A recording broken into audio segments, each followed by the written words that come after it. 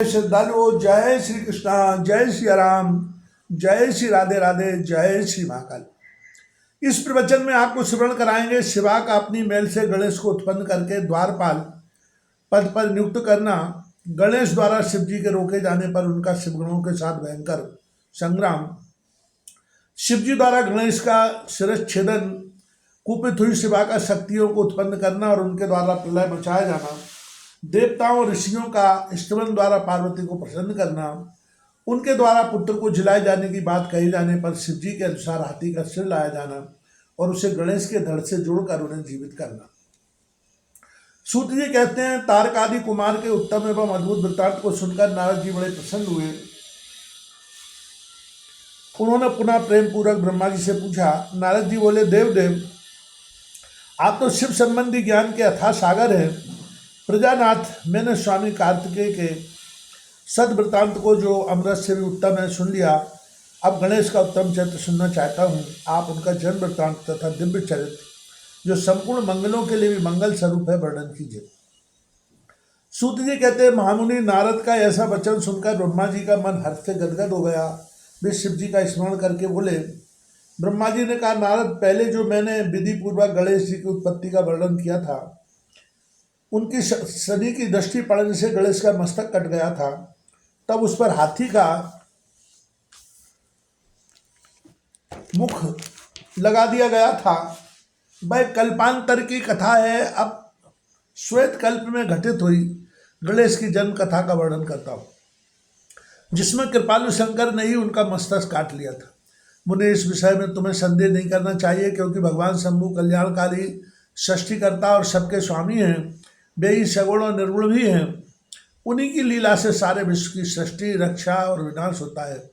मुनि श्रेष्ठ, अब प्रस्तुत विषय को आदरपूर्वक श्रवण करो। एक समय पार्वती की जया विजया नाम वाली सखियां उनके पास आकर विचार करने लगी। सखी सभी गण रुद्र के ही हैं। नंदी भृंगी आदि जो हमारे हैं, वे भी शिव के ही आज्ञा पालन में तत्पर रहते हैं। जो असंख्य प्रमथ गण हैं, उनमें भी हमारा कोई नहीं है। वे सभी शिव आज्ञा परायण होकर द्वार पर खड़े रहते हैं। यद्यपि वे सभी हमारे भी हैं, तथापि उनसे हमारा मन नहीं मिलता। अतः पाप रहते आपको भी हमारे लिए एक गण की रचना करनी चाहिए। ब्रह्मा जी कहते, मुने, जब सखियों ने पार्वती जी से ऐसा सुंदर वचन कहा, तब उन्होंने उसे हितकारक माना और वैसा करने का विचार भी किया। तदनंतर किसी समय जब पार्वती जी स्नान कर रही थीं, तब सदाशिव नंदी को डरा धमकाकर घर के भीतर चले आए। शंकर जी को आते देखकर स्नान करती हुई जगत जननी पार्वती उठकर खड़ी हो गई। उस समय उनको बड़ी लज्जा आई, वे आश्चर्यचकित हो गई। इस अवसर पर उन्होंने सखियों के वचन को हितकारक तथा सुखप्रद माना। उस समय ऐसी घटना घटित होने पर परमाया परमेश्वरी शिवपत्नी पार्वती ने मन में ऐसा विचार किया कि मेरा कोई एक ऐसा युवक, ऐसा सेवक होना चाहिए जो परम शुभ, कार्यकुशल और मेरी ही आज्ञा में तत्पर रहने वाला हो, उससे तनिक भी विचलित होने वाला ना हो। यूँ विचार कर पार्वती देवी ने अपने शरीर की मैल से एक ऐसे चेतन पुरुष का निर्माण किया, जो संपूर्ण शुभ लक्षणों से संयुक्त था। उसके सभी अंग सुंदर एवं दोष रहित थे। उसका वह शरीर विशाल, परम शोभायमान और महान बल पराक्रम से संपन्न था। देवी ने उसे अनेक प्रकार के वस्त्र, नाना प्रकार के आभूषण और बहुत सा उत्तम आशीर्वाद देकर कहा, तुम मेरे पुत्र हो, मेरे अपने ही हो, तुम्हारे समान प्यारा यहाँ कोई नहीं है। पार्वती के ऐसा कहने पर वह पुरुष ने नमस्कार करके बोला। गणेश ने कहा, माँ, आज आपको कौन सा कार्य आ पड़ा है, मैं आपके कथनानुसार उसे पूर्ण करूँगा। गणेश के पूछने पर पार्वती जी अपने पुत्र को उत्तर देते हुए बोली। शिवा ने कहा, ता तुम मेरे पुत्र हो, मेरे अपने हो, अतः तुम मेरी बात सुनो। आज से तुम मेरे द्वारपाल हो जाओ। सतपुत्र मेरी आज्ञा के बिना कोई भी हठपूर्वक मेरे महल के भीतर प्रवेश न करने पाए, चाहे वह कहीं से भी आए, कोई भी हो। बेटा, यह मैंने तुमसे बिल्कुल सत्य बात कही है। ब्रह्मा जी कहते, मुने, यूँ कहकर पार्वती जी ने गणेश के हाथ में एक सुदृढ़ छड़ी दे दी। उस समय उनके सुंदर रूप को निहार कर पार्वती हर्षभंग हो गई। उन्होंने प्रेम पूर्वक अपने पुत्र का मुख चूमा और कृपा परवश वो छाती से लगा लिया। फिर दंडधारी गणराज्य को अपने द्वार पर स्थापित कर दिया।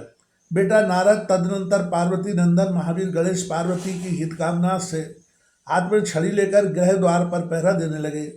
उधर शिव अपने पुत्र गणेश को अपने दरवाजे पर नियुक्त करके स्वयं सखियों के साथ स्नान करने लगे।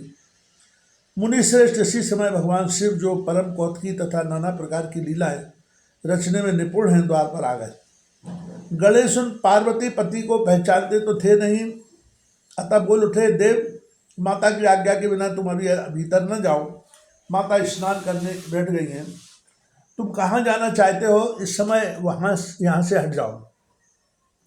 यूँ कहकर गणेश ने उन्हें रोकने के लिए छड़ी हाथ में ले ली। उन्हें ऐसा करते देख शिवजी बोले, मूर्ख तू किसे रोक रहा है दुर्बुद्धे, क्या तू मुझे नहीं जानता, मैं शिव के अतिरिक्त और कोई नहीं हूँ। फिर महेश्वर के गण उसे समझाकर हटाने के लिए वहाँ आए और गणेश से बोले, सुनो, हम मुख्य शिवगढ़ ही द्वारपाल है और सर्वव्यापी भगवान शंकर की आज्ञा से तुम्हें हटाने के लिए आए हैं। तुम भी गण समझकर हम लोगों ने मारा नहीं है, अन्यथा तुम कब के मारे गए होते। अब कुशलता इसी में है कि तुम स्वतः ही दूर हट जाओ, क्यों व्यर्थ अपनी मृत्यु बुला रहे हो। ब्रह्मा जी कहते, मुने यूँ कहे जाने पर भी गिरिराज नंदन गणेश निर्भय हो बने रहे। उन्होंने शिवगणों को फटकारा और दरवाजे को नहीं छोड़ा। तब उन सभी शिवगणों ने शिव जी के पास जाकर सारा वृत्तांत उन्हें सुनाया। मुने उनसे सब बातें सुनकर संसार के गति स्वरूप अद्भुत लीला विहारी महेश्वर अपने उन गणों को डांटकर कहने लगे। महेश्वर ने कहा, गणों, यह कौन है जो इतनी उच्छृंखल होकर शत्रु की भांति बक रहा है। इस नवीन द्वारपाल को दूर भगा दो। तुम लोग नपुंसक की तरह खड़े होकर उसका वृत्तांत मुझे क्यों सुना रहे हो। विचित्र लीला रचने वाले अपने स्वामी शंकर के यों कहने पर वे गण पुनः वहीं लौट आए। तदनंतर गणेश द्वारा पुनः रोके जाने पर शिवजी ने गणों को आज्ञा दी कि तुम पता लगाओ यह कौन है और क्यों ऐसा कर रहा है। गणों ने पता लगाकर बताया कि ये श्री गिरिजा के पुत्र हैं तथा द्वारपाल के रूप में बैठे। तब लीला रूप शंकर ने विचित्र लीला करनी चाहिए तथा अपने गणों का गर्भ भी गलित करना चाहा। इसलिए गणों को तथा देवताओं को बुलाकर गणेश जी से भीषण युद्ध करवाया, पर वे कोई भी गणेश को पराजित न कर सके। तब स्वयं शूलपाणी महेश्वर आए। गणेश जी ने माता के चरणों का स्मरण किया। तब शक्ति ने उन्हें बल प्रदान कर दिया। सभी देवता शिव जी के पक्ष में आ गए। घोर युद्ध हुआ। अंततोगत्वा स्वयं शूलपाणी महेश्वर ने आकर त्रिशूल से गणेश जी का सिर काट दिया। तब यह समाचार पार्वती जी को मिला। तब वे क्रुद्ध हो गई और बहुत सी शक्तियों को उत्पन्न करके उन्होंने बिना विचारे उन्हें प्रलय करने की आज्ञा दे दी। फिर तो शक्तियों के द्वारा प्रलय मचाई जाने लगी। उन शक्तियों का वह जाज्वल्यमान तेज सभी दिशाओं को दग्ध सा किए डालता था। उसे देखकर वे सभी शिवगण भयभीत हो गए और भागकर दूर जा खड़े हुए। मुने, इसी समय तुम दिव्य दर्शन नारद वहां आ पहुंचे। तुम्हारा वहां आने का अभिप्राय देवगणों को सुख पहुंचाना था। तब तुमने मुझे देवताओं सहित शंकर को प्रणाम करके कहा कि इस विषय में सबको मिलकर विचार करना चाहिए। तब वे सभी देवता तुझ महात्मना के साथ सलाह करने लगे कि इस दुख का शमन कैसे हो सकता है। फिर उन्होंने यही निश्चय किया कि जब तक गिरिजा देवी कृपा नहीं करेंगी तब तक सुख नहीं प्राप्त हो सकेगा। अब इस विषय में और विचार करना व्यर्थ है। ऐसी धारणा करके तुम्हारे सहित सभी देवता और ऋषि भगवती शिवा के निकट गए और क्रोध की शांति के लिए उन्हें प्रसन्न करने लगे। उन्होंने प्रेम पूर्वक उन्हें प्रसन्न करते हुए अनेकों स्तोत्रों द्वारा उनकी स्तुति करके बारंबार उनके चरणों में अभिवादन किया। फिर देवगण की आज्ञा से ऋषि बोले। देवर्षियों ने कहा, जगदम्बे तुम्हें नमस्कार है, शिव पत्नी तुम्हें प्रणाम है, चंडिके तुम्हें हमारा अभिनंदन प्राप्त हो, कल्याणी तुम्हें बारंबार प्रणाम है, अम्बे तुम्हें आदि शक्ति हो, तुम्हें सदा सारी सृष्टि की निर्माण करती, पालिका शक्ति और संहार करने वाली हो। देवर्षि, तुम्हारे कोप से सारी त्रिलोकी विकल हो रही है, अतः प्रसन्न हो जाओ और क्रोध को शांत करो। देवी, हम लोग तुम्हारे चरणों में मस्तक झुकाते हैं। ब्रह्मा जी कहते हैं, नारद एवं तुम सभी ऋषियों द्वारा स्तुति किए जाने पर भी परा देवी पार्वती ने उनकी ओर क्रोध भरी दृष्टि से ही देखा, किंतु कुछ कहा नहीं। तब उन ऋषियों ने पुनः करके चरण कमलों में सिर झुकाया और भक्ति पूर्वक हाथ जोड़कर पार्वती जी से निवेदन किया। ऋषियों ने कहा, देवी अभी संहार होना चाहता है, अतः क्षमा करो, क्षमा करो। अंबिके, तुम्हारे स्वामी शिव जी भी तो यहीं स्थित है, तनिक उनकी ओर तो दृष्टिपात करो। हम लोग तो ये ब्रह्मा विष्णु आदि देवता सभी सारी प्रजा सब तुम्हारे ही हैं और व्याकुल होकर अंजलि बांधे तुम्हारे सामने खड़े हैं। परमेश्वरी इन सब का अपराध क्षमा करो, शिवे अब इन्हें शांति प्रदान करो। ब्रह्मा जी कहते मुने सभी देवर्षियों कहकर अत्यंत दीन भाव से व्याकुल हो हाथ जोड़कर चंडिका के सम्मुख खड़े हो गए। उनका ऐसा कथन सुनकर चंडिका प्रसन्न हो गई, उनके हृदय में करुणा का संचार हो आया। तब वे ऋषियों से बोली, देवी ने कहा, ऋषियों यदि मेरा पुत्र जीवित हो जाए और हम तुम लोगों के मध्य पूजनीय मान लिया जाए तो संहार नहीं होगा। जब तुम लोग उसे सर्वाध्यक्ष का पद प्रदान कर दोगे तभी लोक में शांति हो सकती है, अन्यथा तुम्हें सुख प्राप्त नहीं हो सकता। ब्रह्मा जी कहते मुने पार्वती जी के यूं कहने पर तुम सभी ऋषियों ने उन देवताओं के पास आकर सारा वृत्तांत कह सुनाया। उसे सुनकर इंद्र आदि सभी देवताओं के चेहरे पर उदासी छा गई। वे शंकर जी के पास गए और फिर हाथ जोड़कर उनके चरणों में नमस्कार करके सारा समाचार निवेदन कर दिया। देवताओं का कथन सुनकर शिव जी ने कहा, ठीक है, जिस प्रकार सारी त्रिलोकी को सुख मिल सके वही करना चाहिए, अतः उत्तर दिशा की ओर जाना चाहिए और जो जीव पहले मिले उसका सिर काटकर उस बालक के शरीर पर जोड़ देना चाहिए। ब्रह्मा जी कहते मुने तदनंतर शिव जी की आज्ञा का पालन करने वाले उन देवताओं ने वह सारा कार्य संपन्न किया। उन्होंने उस शिशु शरीर को धो पहुँचकर विधिवत उसकी पूजा की। फिर वे उत्तर दिशा की ओर गए। वहाँ उन्हें पहले पहले एक दांत वाला एक हाथी मिला। उन्होंने उसका सिर लाकर उस शरीर पर जोड़ दिया। हाथी के उस सिर को संयुक्त कर देने के पश्चात सभी देवताओं ने भगवान शिव आदि को प्रणाम करके कहा कि हम लोगों ने अपना पूरा काम पूरा कर दिया है, अब जो करना शेष है उसे आप लोग पूर्ण करें। ब्रह्मा जी कहते हैं तब शिवाज्ञा पालन संबंधी देवताओं की बात सुनकर सभी देवों और पार्षदों को महान आनंद हुआ।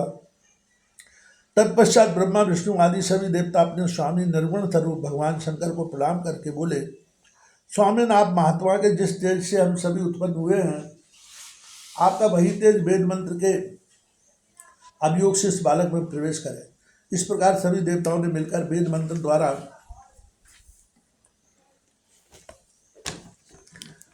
जल को अभिमंत्रित किया। फिर शिव जी का स्मरण करके उस उत्तम जल को बालक के शरीर पर छिड़क दिया। उस जल का स्पर्श होते हुए वह बालक शिवेच्छा से शीघ्र ही चेतनायुक्त होकर जीवित हो गया और सोए योग की तरह उठ बैठा। वह सौभाग्यशाली बालक अत्यंत सुंदर था। उसका मुख हाथी का सा था, शरीर का रंग हरा लाल था, चेहरे पर प्रसन्नता खिल रही थी, उसकी आकृति कमनीय थी और उसकी सुंदर प्रभा फैल रही थी। मुनीश्वर पार्वती नंदन उस बालक को जीवित देखकर वहां उपस्थित सभी लोग आनंदमग्न हो गए और सारा दुख विलीन हो गया। तब हर्ष विभोर होकर सभी लोगों ने उस बालक को पार्वती को दिखाया। अपने पुत्र को जीवित देखकर पार्वती जी प्रसन्न हुई।